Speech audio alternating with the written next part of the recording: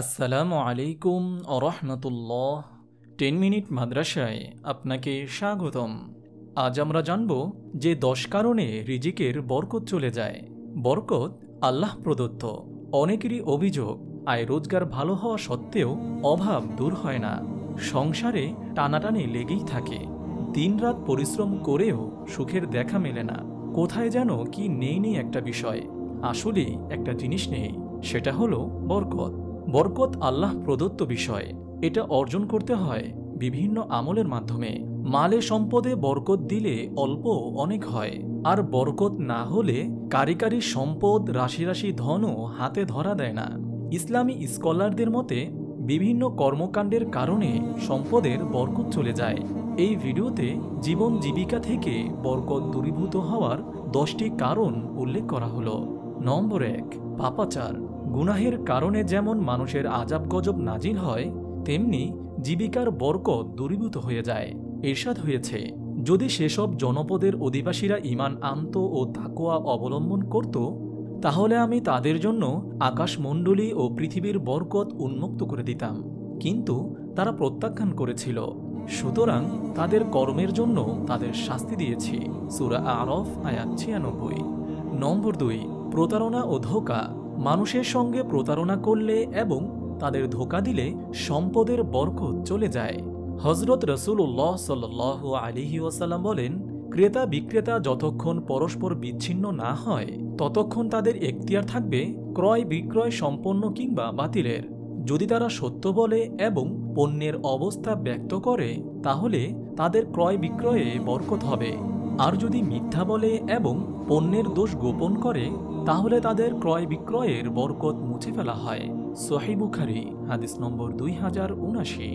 পণ্যের দোষ ত্রুটি গোপন করে তা বিক্রি করা ক্রেতাকে ধোঁকা দেওয়া শামিল, যার কারণে সম্পদের বরকত চলে যায়। নম্বর 3, অধিক কসম খাওয়া। মানুষ নিজের কথাকে অন্যের কাছে বিশ্বস্ত করে তোলার জন্য কসম খেয়ে থাকে। প্রয়োজনে কিংবা অপ্রয়োজনে অধিক কসম খাওয়া উচিত নয়। মিথ্যা কসম খাওয়া বড় ধরনের পাপ, যার কারণে সম্পদের বরকত চলে যায়। হযরত রাসূলুল্লাহ সাল্লাল্লাহু আলাইহি ওয়াসাল্লাম বলেন, তোমরা ক্রয় বিক্রয়ে অধিক কসম করা থেকে সাবধান থেকো, কেননা নিশ্চয়ই মিথ্যা কসমে বিক্রি বেশি হয় কিন্তু পরে বরকত ধ্বংস করে। সহিহ মুসলিম হাদিস নম্বর 2793। নম্বর 4, সুদের আদান প্রদান। সম্পদ বাড়ানোর জন্য মানুষ সুদ গ্রহণ করে, অথচ সুদের আদান প্রদানে জীবিকার বরকত দূর হয়ে যায়। আল্লাহ তাআলা বলেন, আল্লাহ তাআলা সুদকে নিঃশেষ করেন ও সদকায় প্রবৃদ্ধি দান করেন। সূরা বাকারা আয়াত 276। নম্বর 5, নিয়ামতের শুকরিয়া আদায় না করা। আল্লাহ তাআলা তার অশেষ নিয়ামত দ্বারা আমাদের ঘিরে রেখেছেন। রিজিক তার অন্যতম নিয়ামত। এসব নিয়ামতের শুকরিয়া আদায় না করলে বরকত ও কল্যাণ লাভ করা যায় না। আল্লাহ তাআলা বলেন, যদি তোমরা কৃতজ্ঞতা স্বীকার করো, তাহলে আমি অবশ্যই তোমাদের বেশি বেশি করে দেব। আর যদি অকৃতজ্ঞ হও, তাহলে মনে রেখো, নিশ্চয়ই আমার শাস্তি অত্যন্ত কঠোর। সূরা ইব্রাহিম আয়াত 7।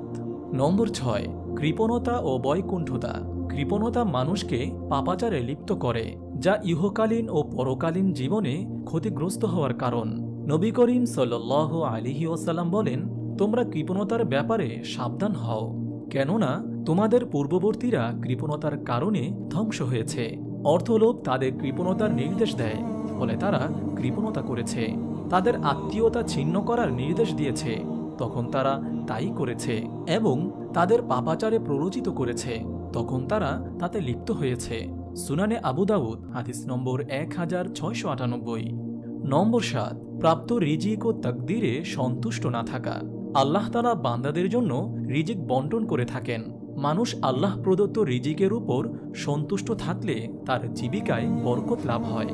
পক্ষান্তরে ওই রিজিকের উপর সন্তুষ্ট না হলে জীবিকার বরকত চলে যায়। হযরত রাসূলুল্লাহ সাল্লাল্লাহু আলাইহি ওয়াসাল্লাম বলেন, আল্লাহ তাআলা বান্দাকে প্রদত্ত জিনিসের মাধ্যমে পরীক্ষা করে থাকেন।